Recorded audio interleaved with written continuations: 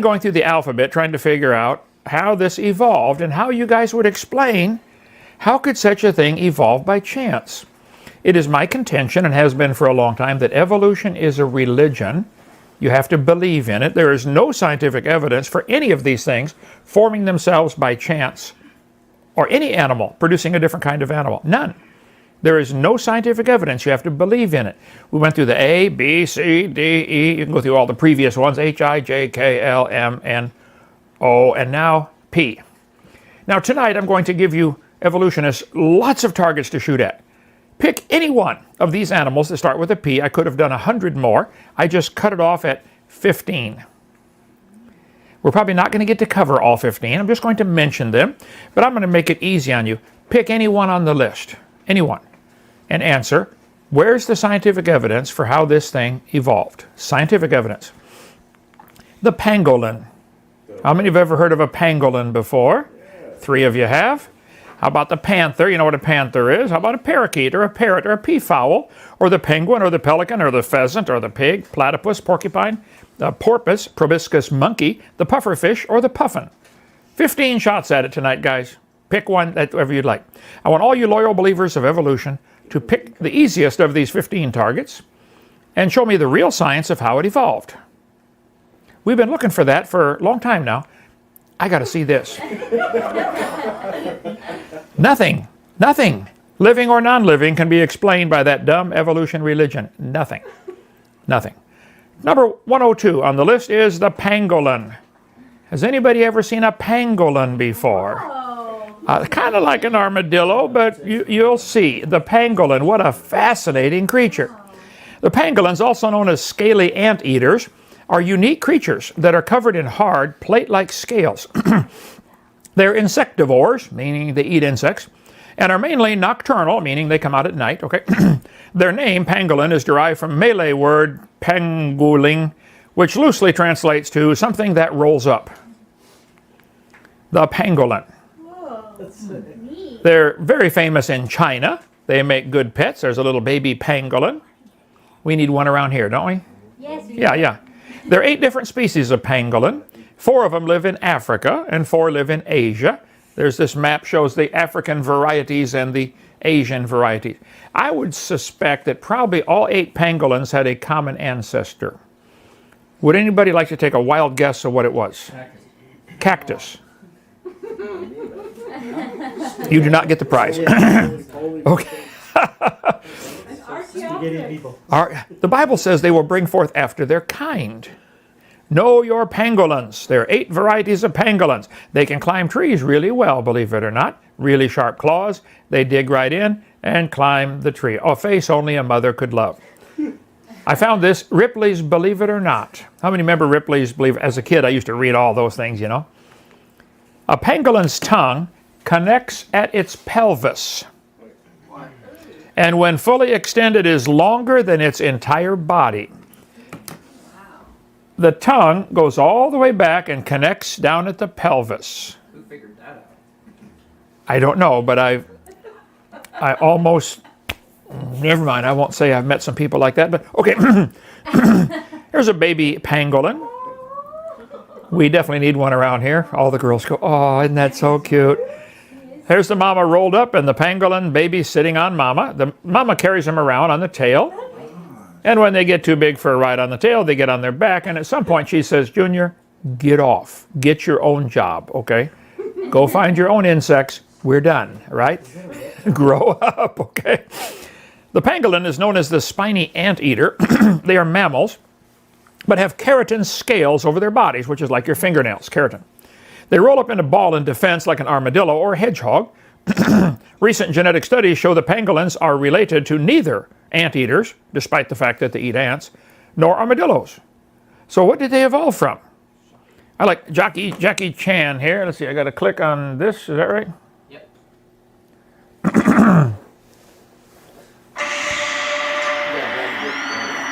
It didn't do it. I don't know what you're saying here. Here, start over. Make it where I just have to push one button.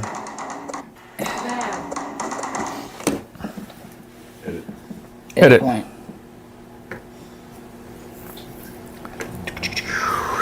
Ah, okay. There you go. All right. It's spacebar. One button. One button, that's what I need. Okay, Jackie Chan, Kung Fu Pangolin. It's spacebar.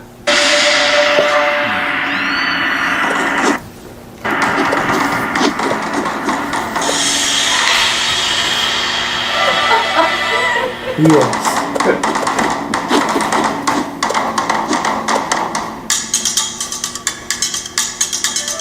Up to now, penguin only defense from poachers was to roll up into a ball. But now all species are protected by law.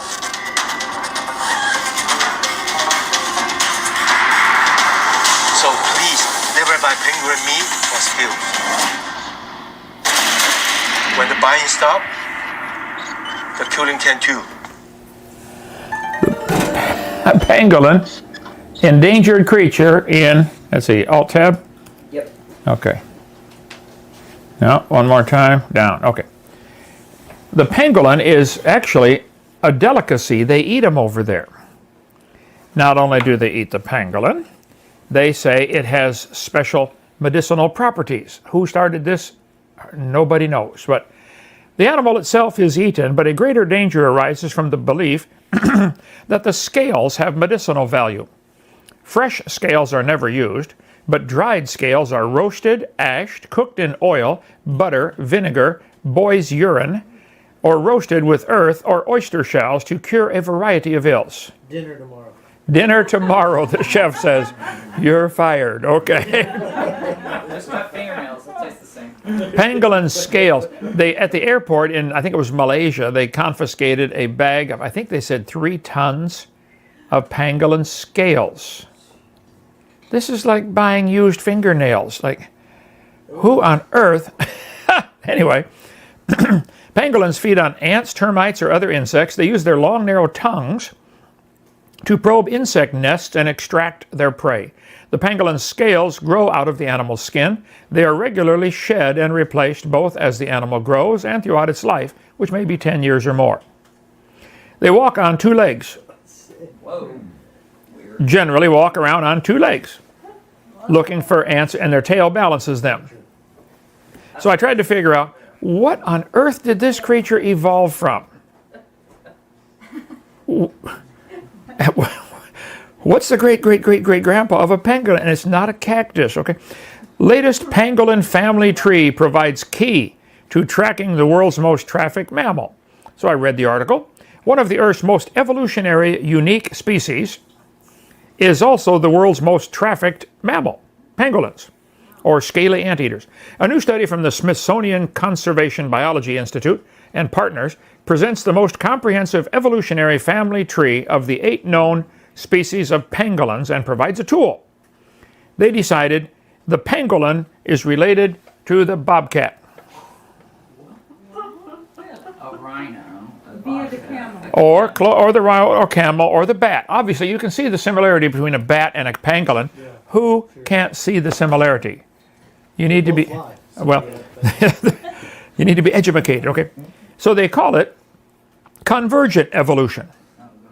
Even though they evolve separately, they look alike because they eat the same food. The environment selected for a long nose and sticky tongue. Why is it so hard for you evolutionists to say they are designed for what they do?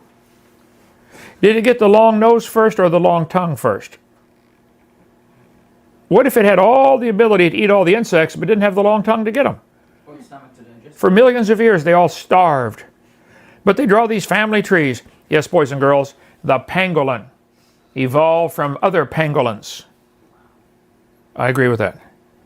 And then 81 million years ago, they branched off, made their own branch, the pangolin branch. Or all the animals, that would include the pangolin, and all the bacteria and all the plants are related. So you are right, brother. The pangolin and the cactus have a common ancestor called a junction of 2 lines on a page. There you go. Yeah. It's called a doctoral thesis, isn't it? That's called a doctoral thesis, yeah. Grand. So the humans, the insects, the birds, let's see, the sponges, oh yeah, don't forget, and all the animals, pangolins and everything, and the whales, don't forget, whales are related too, and the seaweed and the trees all have a common ancestor called a bacteria. So the pangolins, the antlions, the ligaments, the lion, all these stuff we've covered, 102 of them now, all have a common ancestor. There they are, way down there. So let me see if I understand this. All the pangolins in the world came from a dot of nothing, which means they were all squished into that dot. I don't believe you could squish one pangolin into a dot smaller than a period on a page, but try it. Okay, just try it. There it is. And it exploded for some known reason and became everything. Ha! You got suckered into believing that. That is hilarious, that people would believe such a dumb thing. How about the panther? The black panther, number 103, is known as the black jaguar in Latin America. It's known as the black leopard in Asia, in Africa, and the black cougar in North America. The adult animal is 7 to 8 feet long and weighs about 100 to 250 pounds. Even the black panther has spots on it. It is related to the jaguar. If you get the black panther in the right light, you'll see, wow, it's got jaguar-type coat. The Carolina panther is probably extinct, the brown one. They are solitary. They will meet only during mating season. They learn to climb their trees early in life. It's the strongest tree climbers in the cat world. After 3 months of pregnancy, the female will give birth to 2 to 4 babies. She takes care of them by herself. That's a great idea for carrying kids around. They learn right away, don't mess with mama. Son, you want to gripe them one more time? No, mama, no, I'm fine. Okay. How about this? The evolution of the cat. They drew a bunch of lines on paper. All the different cat types have a common ancestor. All they do is draw the lines on paper. How about the parakeet? Can you explain how this evolved? Number 104, the parakeet. Keep in mind, each one of these animals has a very complex reproductive system, respiratory system, skeletal system, and a bunch of other stuff. Do you really think this happened by chance? The parakeet. Very complex animals, able to fly. Just that is a pretty good trick. Who teaches them that? Where's their pilot's license? Mama just kicks them out of the nest one day, and it's, better flap them wings, boy. You're about to hit the ground. There are many kinds of parakeets. I was surprised. Here are 4 different kinds. Here's 4 more, and most of them are just flat gorgeous. Why would any animal evolve colors like this that's only going to attract attention and get it killed by the predators? They'll say, well, it attracts the attention of the mate. You think that's enough to overcome the attraction of the predators? Darwin thought it was. Sexual selection, he called it. We'll get into that in a minute. All these different kinds of parakeets. We used to have parakeets when I was a kid growing up. Had pet parakeets down in our bedroom there. There are some beautiful, beautiful parakeets. I would like you guys who believe in evolution to explain to me how this evolved and from what. They make great pets, very cuddly. If you get them, when they're young, fetch them up. They'll be your friend as long as you feed them. But they draw these lines on paper, the avian family tree. Yes, the hummingbirds and the parrots and the songbirds, all the different birds and the owls, all of them are related to a common ancestor. They just simply draw lines on paper. This is not science. So the animals, the bacteria, the plants all have a common ancestor. Let's see if I got all this straight. There we go. Right there's the common ancestor. So even the parakeets are related to the pangolins. You can see the similarity. Ha! Who taught you to believe that? And you believed him. How about the parrot? The parrot, number 105. Now, there was a Polak who went into the hardware store one time and said, sir, I need to buy a file. And the guy said, what kind of file would you like? We have hundreds of kinds of files. He said, well, my parrot's upper beak is longer than his lower beak. And I want to file them off and make them match. He said, sir, the upper beak is supposed to be longer than the lower beak. He said, look, are you going to sell me a file? He said, all right, I'm going to sell you a file, but listen, that bird's going to bleed to death. Don't file that beak. He will bleed to death. 2 weeks later, the Polak came back in to get something from the store, and the guy said, how's your parrot? He said, well, he died. He said, I told you, man, he bled to death, didn't he? He said, no, he was dead when I took his head out of the vise. Anyway, parrots are members of the order, whatever that is, something forms, which includes more than 350 bird species. Parrots are absolutely stunning in their beauty. How did this evolve? When we were in Australia, my whole family went over there. They've got some place where the lorikeets, kind of like in the parakeet family, Well, you pay $5 and they give you pans of a special soup or something that these birds go nuts over. And you stand there and you hold these pans out, and they come, wild ones, come in by the hundreds and land all over you and poop all over your shirt and land on you and eat out of those bowls. And you leave with the satisfied feeling of, I fed a bird. And everybody else says, don't sit in my car, okay? Rainbow lorikeets over there by the tens of thousands. We were out there feeding them, thousands of them, whole bunch of people there feeding them in some place in Australia, I forget where we were. All of a sudden, poof, they all scattered into the trees. And I looked around, and the guide helping us, he said, oh, watch it, there's a hawk coming. And about a minute later, a hawk came flying over. How did they know, and how did they spread the word so quick? Anyway, yes, boys and girls, the cockatoos and the swifts and the parrots and the hummingbirds. Now, you can see the similarity between a hummingbird and a parrot. Obviously, they're related. Actually, if you go back far enough, they're related to a dinosaur. I couldn't believe it. I read today on the internet, somebody said, I have dinosaurs in my backyard. They're at my bird feeder.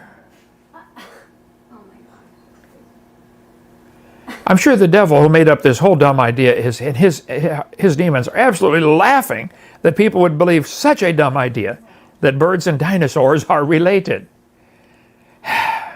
Larry, I'm sorry, Aaron, I'm going to get to your video, okay? Listen carefully. Birds are not related to dinosaurs. No connection, okay? How about the peafowl? The peafowl, this is a very little known fact of science. Peacocks do not lay eggs. Very few people know that. The peahen lays the eggs. The peacock is the male. Anyway, peacocks are beautiful. How on earth did this evolve? There are greenish ones. There are light green ones. They have an incredible tail. There are albino ones. I would like to get some peacocks here at Dinosaur Adventureland. Brother, do you want to raise some peacocks out there with the chickens? I'll do it. You would? Okay. We can get them online. Yeah, order some peacocks. I can't believe we got the baby chicks online through the mail. They mailed us a box of chickens. Okay. There's 29 in the box. I mean, we did, didn't we? The box was like this big, and there's 29 in there. 29 of them crammed in a box. Smaller than that. Smaller than, yeah. Nice. Alive, yeah. Now they're big, running around. And anyway, my neighbor had a hen house. I lost my gum in there 3 times. I thought I found it, but it wasn't. Never mind. Think about that, Anna. Okay. There are some purple peacocks. We need some of those around here. There are just some unbelievable peacocks. The male is called the peacock. Now, I don't understand how anybody with one eye and half a brain can look at even a single feather of a peacock and think that happened by chance from a dot exploding, a dot of nothing exploding. That is what the theory is, you know. I didn't make it up. There are some just mind-boggling varieties of peacocks. The babies are called pea-chicks. Already getting the color pattern. How do they know to put each feather has a line on it, but they all line up? Wow. Each feather has to evolve. Wouldn't there be some kind of, how come none of them are out of line? How does it know to make the feathers grow so it ends up all lining up? Already starting to grow the little beanie on top of his head. How does it know? If you look at the feather really close under a microscope, which you're welcome to do, how many peacock feathers do we have around here? The neighbor gave me like 500 of them, okay? Look at it real close under the magnifying glass or the microscope, and you will be stunned. As you zoom in on it, it's like, oh my. You really think this happened by chance?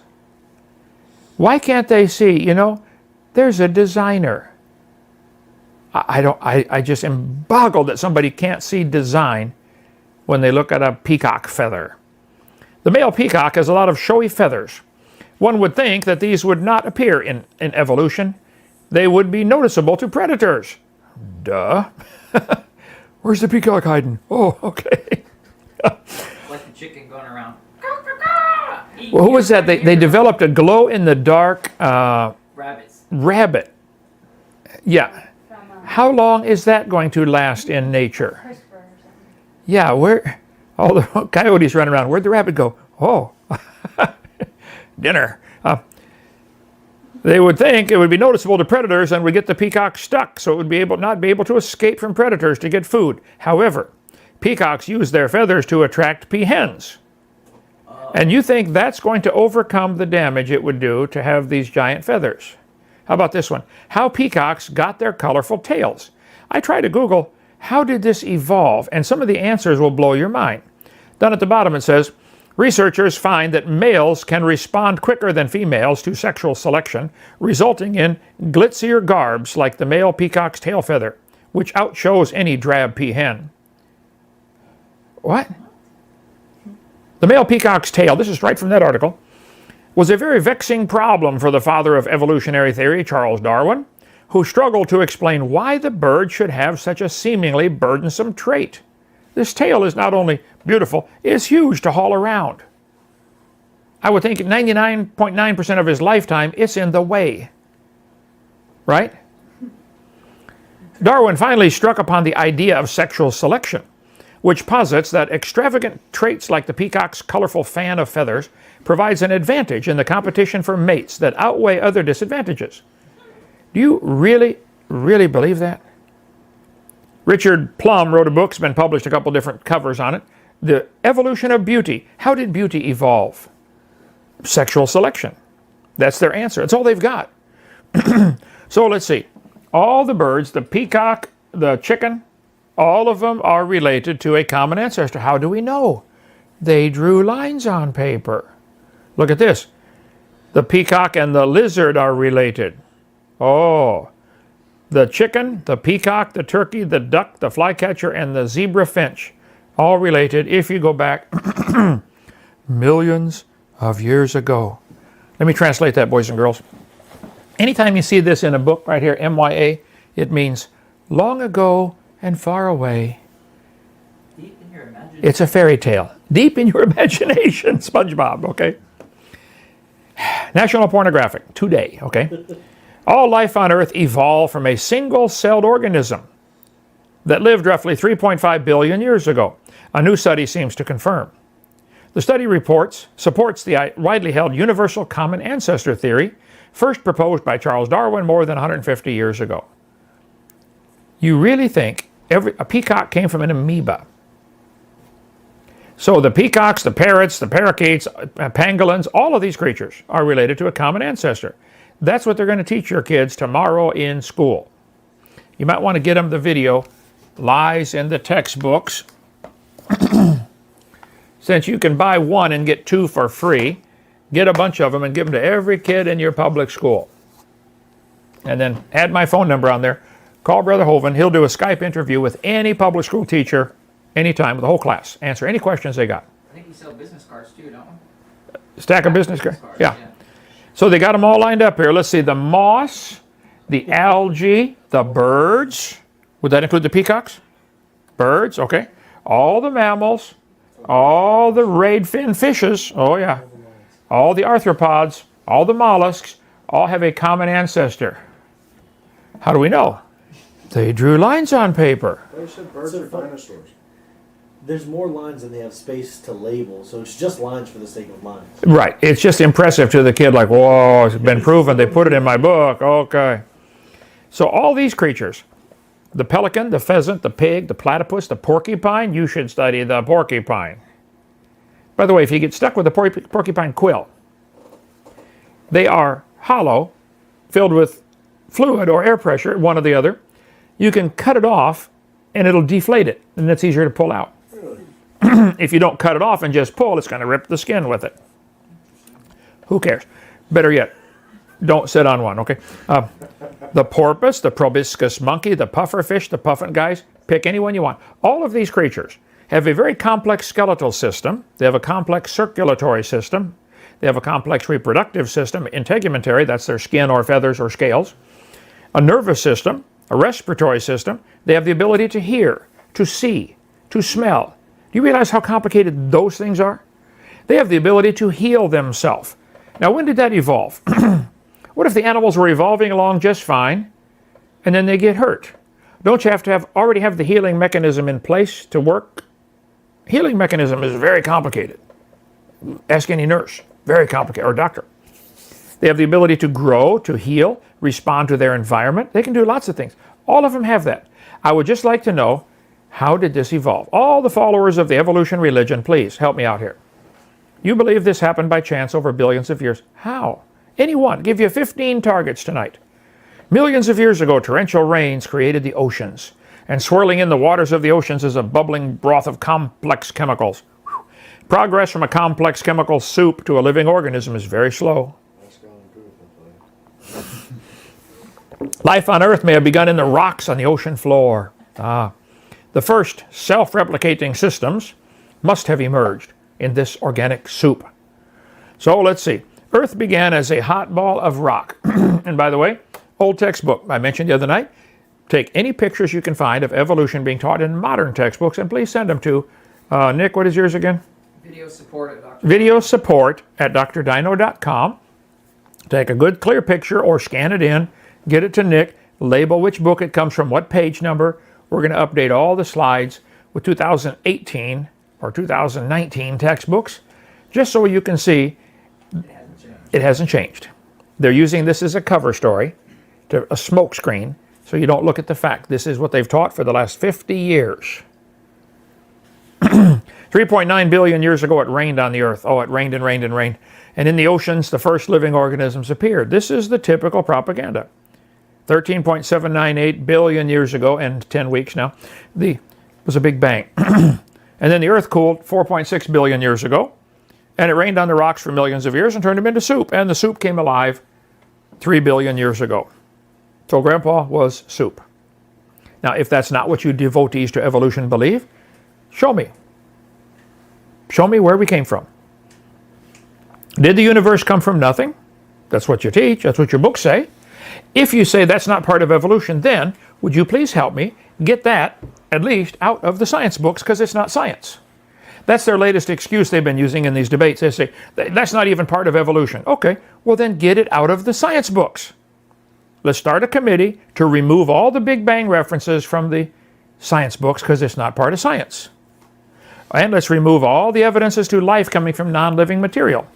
Abiogenesis, remove all that from the textbooks, because it's not part of science. Did life start in a pond or soup, as that's what the book says? If it's not true, if you don't believe that, help me get it out of the book. If you're embarrassed to say yes, you should be. Don't change the subject, muddy the water, or start attacking me personally. That's all they do. Be proud of what you believe and defend it. Watch this. Might be somebody's grandpa. Here he goes, down the hatch. Murderer.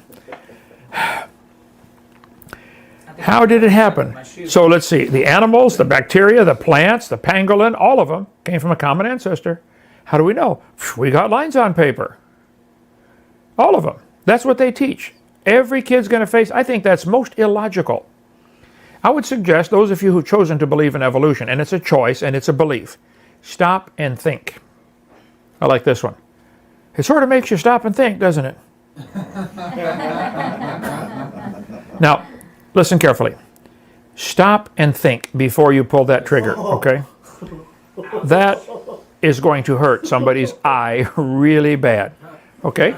When you're cutting a board and you don't have a sawhorse, No, you didn't. stop and think for just a minute, okay? Before you start that chainsaw, Oh my. stop and think what may happen if it actually starts. Okay? You want a high voice the rest of your life? Pull that string. Okay. Now I want you to stop and think. Do you really believe all these creatures I mentioned tonight came from a dot of nothing that exploded 13.7 billion years ago and formed themselves by chance? Do you really? Stop and think. Do you really believe that? Do you really believe that is science and you are smart for believing such a dumb thing? Do you really want to teach all that stupid stuff to children and call it science? Really? Stop and think. The Lord knows the thoughts of the wise, they are vain. Do you really think if only you could get everybody to believe this, it would become true? Even if you do succeed in getting everybody to believe it and kill off those who don't believe in it, it still won't make it true. Truth doesn't change based on majority opinion. Do you really think guys like me that don't believe it and teach God made the world are an obstacle to science? I might be an obstacle to evolution. I hope I am. But I'm not an obstacle to science. We like science around here. Do you really want me to be happy about this situation? In the beginning, God created the heaven and the earth. Now, the Bible says the wrath of God is revealed from heaven against all ungodliness and unrighteousness of men who hold the truth in unrighteousness, because that which may be known of him is manifest in them, for God hath showed it unto them. One feather, and they grow these and shed them and grow new ones like it's no big deal. All of this came out of a little bitty spot on his skin, didn't it? How did that spot on the skin know to make all of this? Symmetrical too, even on both sides. How did it know? How did that little spot of skin know to make this? Have you looked at these under the magnifying glass? And if you pull them and they zip together, each one of these has little bitty Velcro hooks on it that each one hooks to the next one like little Velcro hooks. Look at it under the microscope and you shall see. They are stunning. For the design to do that on individual, that's insane. You really believe that happened by chance? The invisible things of him from the creation of the world are clearly seen. I think it's clearly seen from looking at God's creation. The designer who designed all this is like off the charts smart. Like unbelievable. And the code to make this had to be in the DNA, which is packed into a single sperm about that big. That's quite a code to tell the next generation how to make this when they get older. Because they're not born with these. Or hatched. Okay. Being understood by the things that are made, even his eternal power and Godheads, they are without excuse. The people who believe in evolution are going to be without excuse when they stand before God. I'm trying to show you some things now from nature to make you stop and think, whoa, there's a God. Yeah. Because when they knew God, they glorified him not as God, neither were thankful, but became vain in their imaginations, and their foolish heart was darkened. Professing themselves to be wise, they became fools. And boy, do they profess themselves to be wise, don't they? They think they're smart and you're dumb for not believing like them. They changed the glory of the uncorruptible God into an image made like to a corruptible man, birds, four-footed beasts, creeping thing. Wherefore God gave him up. I think anybody who believes the peacock or the pangolin or any of these creatures happened by chance, God has given up on you. You want to be stupid? God says, okay, start the chainsaw, see what happens. Pull that trigger. Watch what happens to your eye. That's going to hurt so bad you can just see it coming. The Bible says the haters of the Lord should have submitted themselves unto him. Their time should have endured forever. You should live forever in heaven with God. But you'd have to surrender. They don't want to do that. Maybe I can encourage somebody to do it. Just, why don't you proud haters of God, just simply surrender. Look, we lost. Just the peacock feathers enough to show me, wow, I need to be saved. Just a pangolin. Just anything in nature, through the microscope or the telescope, anything ought to make you say, I surrender. God, you are smart. Would you please save me? It is so simple. I don't understand it. We're here to help. We're here to help. A guy called me a few minutes ago before we started. He said, I'm driving home. I got to find out about this Christianity stuff. I want to get saved. So I'm going to make a phone call. Y'all do what you want to do, but this is my favorite thing to do. I'm going back to the house to make a phone call, try to lead him to the Lord over the phone. If you'd like me to do that with you, get a Bible, King James Bible, if you can find one, that's the best. And call me, 855-BIG-DINO, extension 3, and I'll explain to you what are the actual mechanics of surrendering to God. How does this work? I'll explain to you how you can go to heaven. I love doing that. Now, I'd like you to push thumbs up, like us, subscribe, ring the bell. Join our 777 club. Get the specials. What's the code on there for? I don't know. It's in the ad. Yeah, it's in the ad. But it's not thumbs up anymore. It's No, it's Truth. There's a number after Truth that. 10. Truth 10 and Truth 3. Yeah. Truth 3, if you want to get 3 DVDs for the price of one, buy one, get 2 free. We have 50% off the debates or special messages. 50% off the special messages or the debate. Thank you for joining us. See you tomorrow. Still on the letter P. One more. You're going to like this one. See you tomorrow. Bye.